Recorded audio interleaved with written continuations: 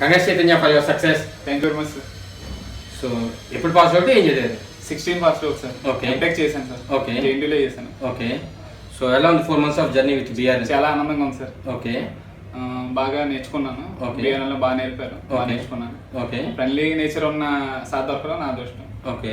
ఎట్లా తెలిసింది బీఆర్ఎన్ గురించి? నెట్లో సెర్చ్ చేశాను సార్. ఓకే. ఎట్లా ఉంది అంటే ఎంత వచ్చింది శాలరీ?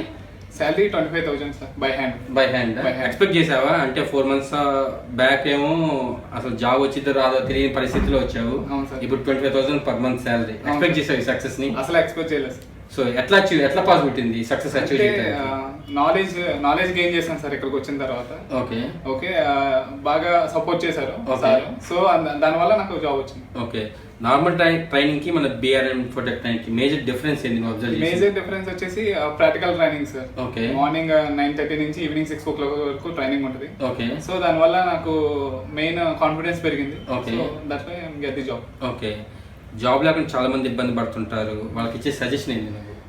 సజెషన్ బీఆర్ఎన్ ఇన్ఫోటెక్లో చేరండి, మీకు చాలా బాగుంటుంది, బాగా చెప్తారు. మెయిన్ ప్రాక్టీస్ బాగా చేస్తారు, దానివల్ల మీకు బాగా అడ్వాంటేజ్, తొందరగా జాబ్లో కానీ గెయిన్ చేయడానికి అవకాశం ఉంది. Okay. Anyways thanks for feedback and all the best for your future. Yes sir, thank you very much. సరిగ్గా